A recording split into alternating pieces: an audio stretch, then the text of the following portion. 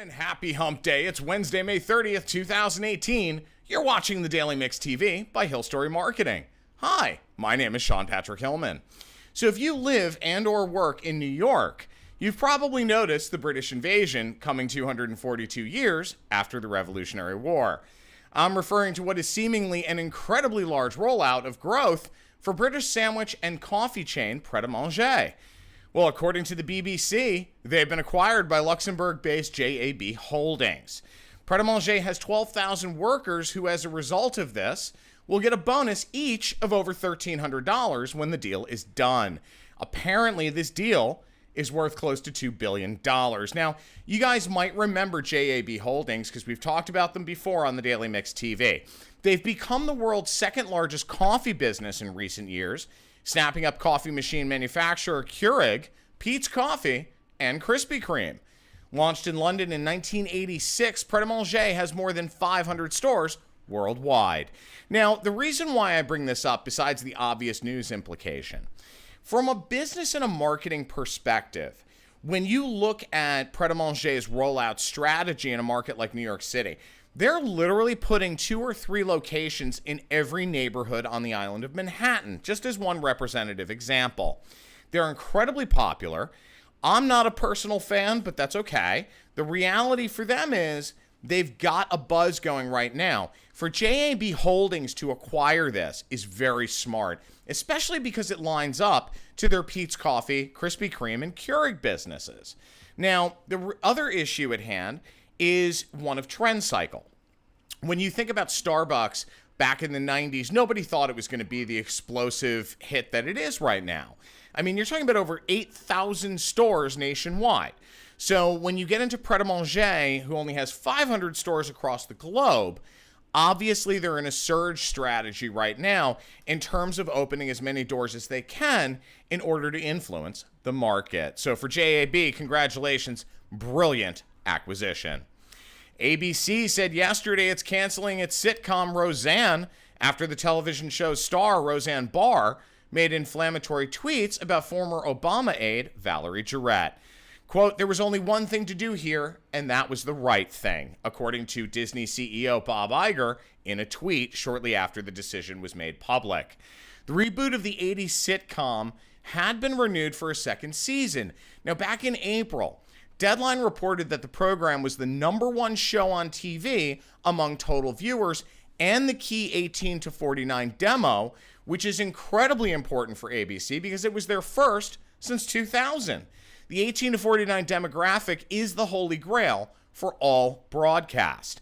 That's where advertisers are spending the majority of their dollars. Speaking of which, it's always during upfronts that we find out what's happening in the next TV season. So ABC put a lot of moxie behind Roseanne. Now, unfortunately, they're having to eat crow. But here's the real issue behind what's going on. ABC was very smart in their decision to cancel the show, based purely on the fact that Roseanne is, well, Roseanne. I mean, that hasn't changed since the original show went up in the 90s. Now, the other problem you're having is the backlash against the comedian. Because right now, she's claiming that she was on Ambien. That's her excuse. That's why she made the tweet that she made. The other excuse she put out was that she didn't know Valerie Jarrett was African American. She thought she was Jewish and Persian. So I don't know how on God's green earth you can actually believe that, given the amount of coverage that Ms. Jarrett had while she was an advisor to President Obama. Starbucks closed 8,000 stores nationwide yesterday afternoon to give its 175,000 employees anti-bias training. The move follows the arrest of 2 African-American men at a Starbucks last month after they asked to use the restroom without having made a purchase. Starbucks changed its bathroom policy following that incident. Then they changed their policy so that everyone can actually just stay in their cafes without purchasing anything, as a push to become a focal point in the community. Now, the 4-hour session yesterday featured videos from company chairman Howard Schultz, CEO Kevin Johnson, and musician and activist Common. Guys, this smacks of everything that's wrong in business today. And I used to love Starbucks. But Howard Schultz's penchant of trying to affect social change due to the sheer size of Starbucks, finally turned me off. Politics do not belong in business, period. I get that they want to protect their brand, but opening up restrooms in their cafes to all without any purchase being necessary makes them vulnerable to a lot of problems, like lawsuits, loss of customers, filth, and so on. And while I don't believe they are doing this for 100% altruistic reasons, I do believe on some level they want to be considered the epicenter of communities across the country in which they do business. Hell, Schultz even stated that in an open letter to every Starbucks Gold Card member. Now, I'm sorry, but the road to hell was paved with good intentions. And that's exactly what this is. Hell for shareholders and paying customers. I've spoken personally to about 25 different Starbucks employees at the store level, and they've unanimously said they're already losing business, and it's disgusting the mess that they have to clean up from the homeless. Now, I would never begrudge the homeless or the mentally ill, but at the end of the day, it's a business, guys, and it's a retail business, no less. So that means that you've got, especially in hospitality, which food service is, you have a certain standard you have to meet. And unfortunately, in a market like New York or in Seattle or in San Francisco, that standard is all but gone now because of the endless droves of homeless that are taking over Starbucks cafes. Now, I can't imagine this is going to work out well as a long-term strategy for the overpriced coffee house. And let's be honest here, folks. This is straight up old-fashioned marketing ploy and nothing more. If you believe otherwise, I have a bridge I can sell you for very, very cheap.